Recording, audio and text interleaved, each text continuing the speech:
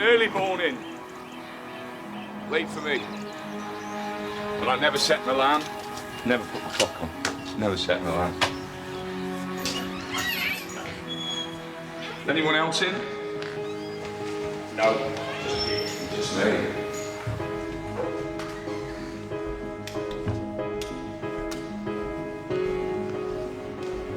I usually sit here so I can see everybody coming in and what time they come in. You have to understand it's the toughest league in the world, and if you try and cut corners, you'll get found out. So the important thing is to make sure you lay the foundations. When I first came in, there was lots of people doing their own things, and everybody now is pointing at that star in the sky and trying to get there. I'm not into philosophies. I think it's a load of nonsense. I think it's for bookkeepers. I'm into winning. For all aspiring managers, if you don't win football matches, you don't last long. Curly, stick the radio on, mate. West Brom is a fantastic football club. It's got unbelievable tradition. You know, one of the founder members of the Football League. It's been a little bit of a yo-yo club for a few years, and for the last, 6 or 7 years, we've stayed in the Premiership and gradually built. Situated in the West Midlands, the town of West Bromwich is located in the Black Country, named for the soot that once spewed from the industrial era chimneys dotting the surrounding landscape. And while chimneys no longer darken the sky, an honest, hard-working English character has steeped permanently into the area's cultural fabric, which the club has proudly retained and displayed to present day.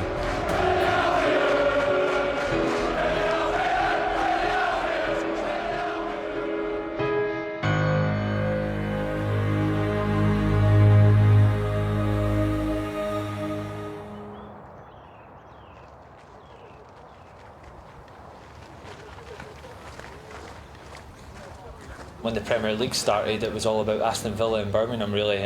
But now we're probably, especially this season, established as the #1 club in the Midlands, and I think the fans take great pride in that, you know.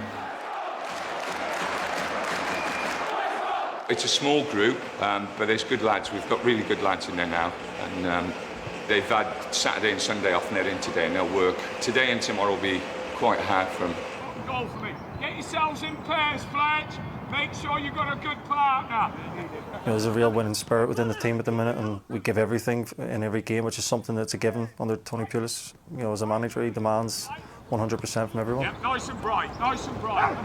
He's been around a long time in management. He's very shrewd, very streetwise, and he knows how to get the best out of his players. And you know, sometimes the old school is quite refreshing, really. Come on, Yak. His enthusiasm and his work rate and his drive is second to none. He makes that emphasised in his teams. We play exactly the way he is. We're hard to beat, we're hard working, we're honest. We give everything we go on that pitch, and we replicate his personality. Get up! Brilliant. Finally, we've got players where he can implement the style he wants, and that's resulted in a lot more attacking football this season, especially at home, and has resulted in us taking ourselves to the next level. And we're punching above our weight in the Premier League. We're looking to finish the season and try and get the most points West Brom have had in the Premier League. We've never had 50 points in the Premier League. That's the target. It would, make a little bit of history.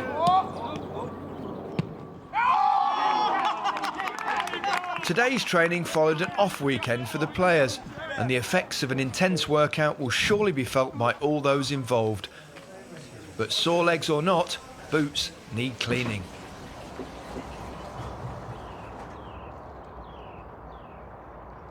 Today, West Brom welcome a special guest to the training centre. After seeing the effects of another boy battling cancer, Dylan Rose was determined to help, so he started growing his hair in the hopes of donating it to a child in need. And how old are you, Dylan? 8. How long have you been growing your hair? 14 months. 14 months, fantastic.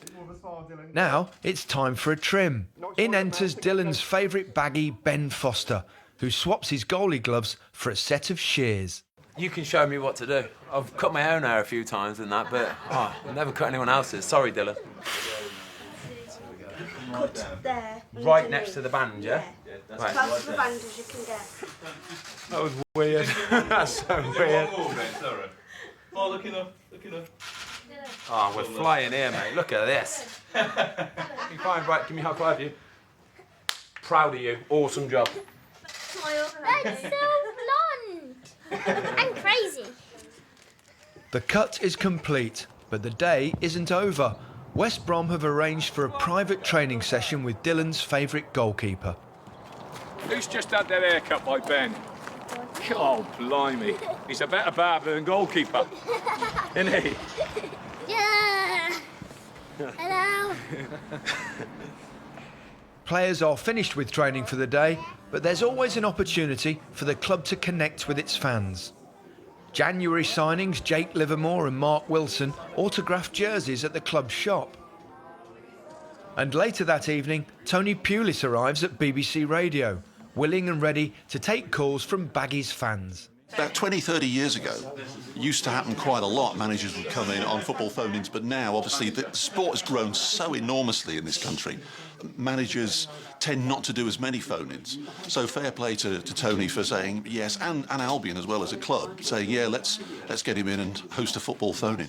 Tonight, a special football phone-in, the West Bromwich Albion manager, Tony Pulis. Pleasure to see you. Paul, evening.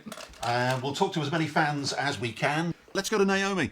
Tony, I think that Darren Fletcher, what a fantastic leader and what an ambassador for the club. You know, I'm pushing him now to get involved in coaching. I want him to take his coaching badges. I'm certain that he'd want to stay in football because football is his life. It's very important that we do communicate with the supporters, and it's an opportunity for them to ask me questions. You have to respect that they are very, very important people, and they're the lifeblood of every football club. Steve in Sheffield. Hello, Steve. Paul, can I just quickly say to Tony, thank you for giving us the pride back in our football club. And also, the two of the best signings since I've been a Baggies fan, Fletcher and Johnny Evans. And what he said about trying to get Fletcher into coaching, I don't wish Tony to go away anywhere for the next 10 years, but he would be a great, great successor. But seriously, thank you. Thank you very much. Thanks to West Bromwich Albion for allowing us to have Tony in as well. Back tomorrow for Drive and the football phone-in from 5:30. Okay. Cheers. Yeah, okay, thank you. Thanks very much. Coming up next, Winter Storm Doris batters the West Midlands as the Baggies prepare for Bournemouth. Yeah, just concerned about Bournemouth and to make sure we're prepared properly for what will be a tough game. I think it's the worst weather for any sport.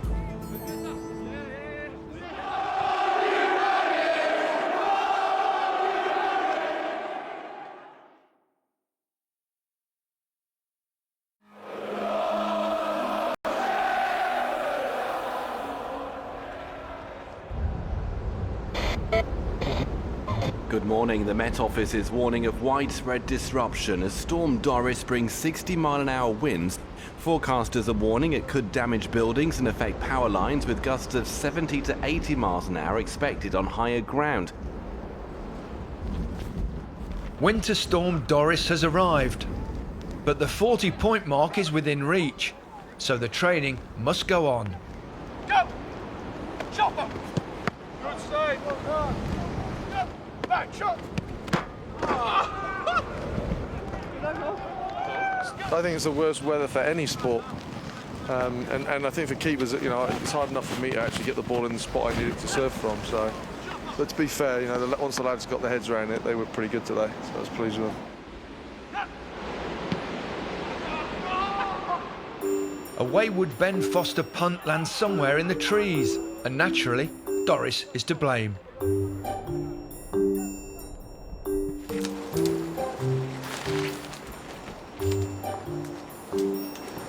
The joys of looking for footballs, man. You didn't get all your legs cut on those brambles in there, did you? My modelling career is over. Outside, the storm becomes too much of a disruption and training ends early. But inside, preparations for the matchday programme are rocking and rolling. Every year I try not to just go with a bland photograph of a player or an action shot or whatever. So I was trying to think of what we could do this year. And classic album covers is something that I'm interested in anyway. Classic albums, you know, the Springsteens and the Pink Floyd, Beatles and whatever. And that became the idea that we went with. For the Bournemouth one, we've got Led Zeppelin, the Mothership compilation with the Zeppelin over the top of the East Stand. The colours work well as well because it's black and red, which obviously ties in with Bournemouth too. So everything we try and have something where it turns on that game as well, if we possibly can. Doris has left the country, so training rambles on. It's Pulis's last session with the squad before tomorrow's match. If you keep coming to the ball, they'll just block you up and it'll be too tight. A focus of Tony Pulis's coaching is set-piece training, as Gareth McCauley effectively demonstrates in today's session. At 37, the defender is the league's oldest outfield player, and with 5 goals scored this season, he's enjoying a career year. After practice, McCauley puts those years of experience to good use, as he meets with local youths about career planning. The guys have got a few questions they'd like to ask you about your employability skills and how employable you'd be. Cool. Charlotte? What was your school life like when you was at school? It was tough. You know, I tried to do my best, get the best results I could, because you know, as much as you want to be a footballer and that, you always have to have something that you can drop back on. I finished school and then I worked as a draftsman. The main thing I want to do is go into coaching. If I could help somebody else go on to have a career, that would be a fantastic thing for me to achieve. As the squad remains focused on the imminent Bournemouth match, club chairman John Williams welcomes the board of directors for a quarterly meeting.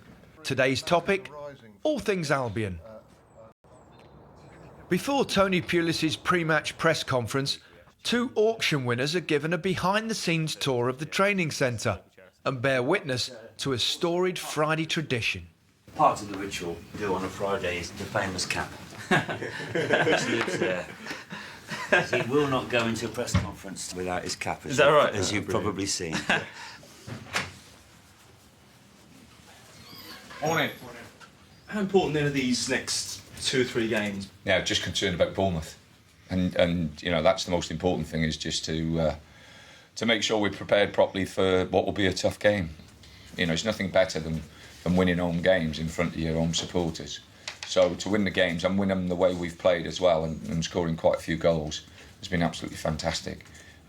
So you know, may it long continue, and hopefully right till the end of the season. Less than 24 hours until kick-off, final arrangements are made, with a particular focus on order and organisation. This is what they're wearing tomorrow. Some of them will have 2 or 3 different skin tops, you know. But it means that everything is on their pile, so they don't ask you for anything on match day. So if they need it, it's there for them. So. And that's what John was saying. Even the pants have got numbers. Absolutely, yeah. The week's preparation is nearly complete, and all that's left to do is rest. Guys, see you tomorrow. I love all of you. Thank you. For Tony Pulis, tomorrow's opponent is a familiar one. Bournemouth is where the Welshman's playing career ended and where his managerial career began. I had a great time at Bournemouth, and the family home is still down that way in Poole. And Eddie was a young apprentice when I was manager. So there's a lot of feeling still there. They've done fantastically well. All set. Yeah, everything's done, everything's prepared. Just make sure everybody gets out of bed.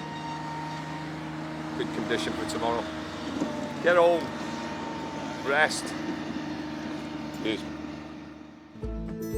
Next up, it's match day at the Hawthorns. The Hawthorns is a happy place to be right now. It will be a short walk through the tunnel and into the rain of the West Midlands.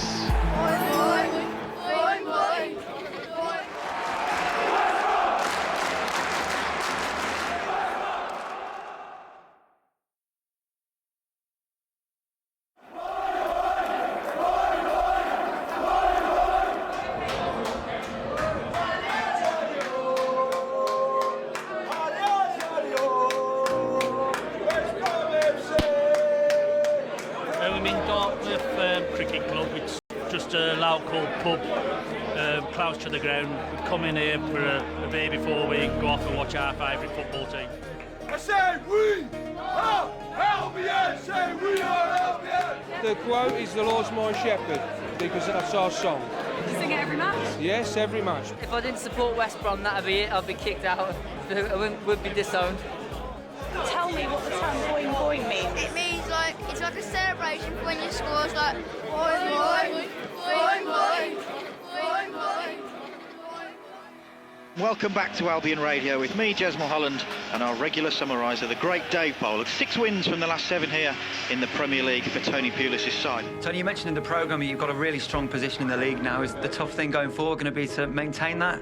Well, every game in the Premiership, if we don't approach it in the correct manner, you know, we're not going to win games. We've been doing that. Everybody's been working together and working as a group, and we've got to make sure we maintain that. Hello from Gary Weaver and Neil McCann. Hope you're well. We're live at the Hawthorns where West Bromwich Albion face Bournemouth in the rain here this afternoon. Albion have won the toss. They're going to get us started in this game.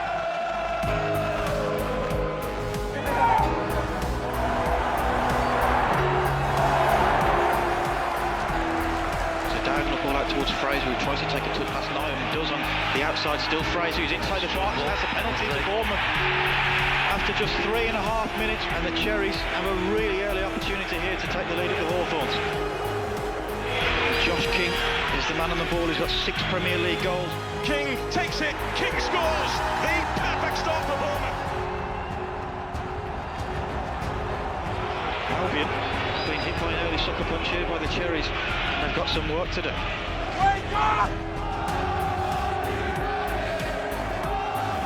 Here is Chadley on the left-hand side. He's got Niam on the overlap. Chadley has to turn backwards now. Dawson, 25 yards out. Dawson shoots. Oh, deflected it in. Great strike from Craig Dawson. When has he ever scored one of them? Who cares? It's 1-1. Craig Dawson.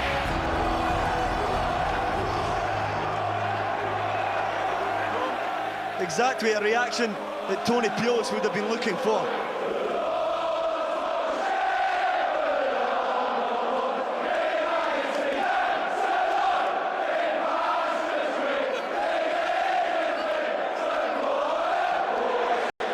Well, I think we can have a pretty open game here. 10 minutes in, 1-1.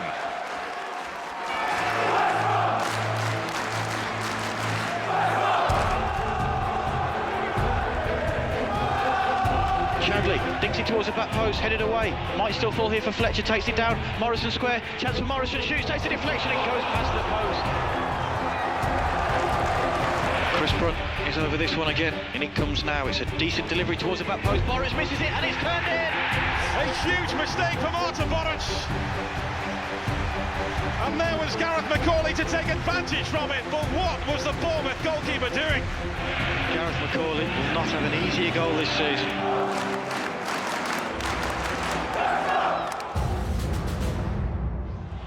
Just taken off King's toe by Johnny Evans as he was about to pull the trigger. Brilliant defending and sets Brunt away. There is Brunt, great run by James Morrison, who's onside. Can he take it down? No, he can't.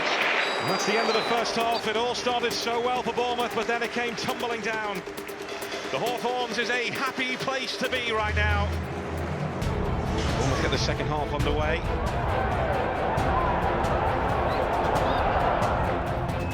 Chris Brunt to whip it in towards goal. In it comes from Brunt. There's an Albion man that goes down. In comes Johnny Evans attacking this one. It's up in the air. There's Gareth McCauley's looping header. It's off the crossbar. Falls out here to Rondon. Lays it back now to Brunt. Chance for Albion to get in again. Brunt gets his crossing towards Dawson. It's knocked in at the back post. It's Nasser Chadley. Well, hang on, what are we doing here? 50 minutes into the match and West Brom are dealt a double dose of bad luck. First, an Albion goal is disallowed for offside, and to make matters worse, Craig Dawson is forced off through injury after clashing heads in the build-up. There's a little shuffle now. Chris Brunt has gone into right back. McCauley and Evans, 2 centre-backs. There's a strong back pass and Foster takes a touch and gets away from Benica Foba. I tell you what, if I was his manager, wow. They never look the most graceful with the ball at their feet, goalkeepers, do they? No. Let's Cook again. Rondon has stood his ground and emerged with the ball. Chadley's up with it. He's rolled that through towards Chadley, who couldn't quite take it. Well, this is why Tony Pulis continues to play Salomon Rondon. It's Rondon, fights off Gosling, plays it down the line. McLean is inside. McLean shoots, good save by Borich. A pair of West Brom chances come close to sealing the match, but Bournemouth remain resolute and intensify their pressure at the other end. It's Lys Mousset, and Ben Foster comes up with a big, big save to maybe keep the game for West Bromwich Albion. Real drama here at the end of this game. Bournemouth are sending everybody forward, including Arthur Borich, the goalkeeper. Ryan Fraser over this free kick. In it comes towards the penalty area. It's flicked on, a brilliant save from Ben Foster. Well, he had a good save a couple of moments ago. This is better. In fact, I think this is a 3-point save. And there is still time though. It's a corner for Bournemouth. We still play. It has to be the last kick. In it comes. Foster's there again. It's towards the back post. There's the full-time whistle. It's another 3 points for West Bromwich Albion for Hawthorns. And they've moved to 40 points in the Premier League. Ben Foster surrounded by West Bromwich Albion teammates. Fozzie was fantastic there, you know, 3 effort from that at the end, and he's pulling off saves for the cameras all over the place. Ben, out of the 2 saves, which was the best? Like G said, they're both camera saves. As soon as I see him coming, I'm thinking, here we go, it's going to look decent on Match of the Day later. But I think the most important thing is just winning the game. Ben Foster's late-game heroics preserved the 3 points in theatrical fashion. But the post-match talking point centres on the goalkeeper's uncharacteristic move with the ball at his feet. I'll be honest, as soon as I'm doing it, I'm thinking, what are you doing? It's not my game, that. I normally just put my boot through it and stick it through there. Just kick the thing away. Another great win for the Albion. One day off, back in Monday, yeah. Well, ready to go again. The gaffer actually usually works us harder when we win. Don't think you're a good team, back to basics. Hard-fought game, great 3 points. I thought we deserved it. I know they had a couple of chances at the end. Now we're pleased. 40 points, end of February. Things are going very well, and long may it continue. Traditionally, British managers used to always have a drink after games. It's gone out of the game a little bit because the foreign coach is coming in. But we've tried to keep it, you know, as close as what it was before, and the opposing manager, you know, is welcomed in to have a bite to eat and a drink with us. Right, guys, keep 2 saves and you're getting all the publicity. Camera saves as well. On the next episode of Behind the Badge, we have a really big emphasis on preventative strength. I've got a hamstring injury, you know, it's just getting a range back. 2.5 years that I've been here, the one thing I've tried to change is the fact that you have to bring good characters in, not just good footballers. Big Swede's going on the weights today, like. We've got 12 games left that we can look forward to. Our job as the analysts to build a profile on the teams that we're going to be playing against, how we think we could try and beat them or how we could exploit their weaknesses.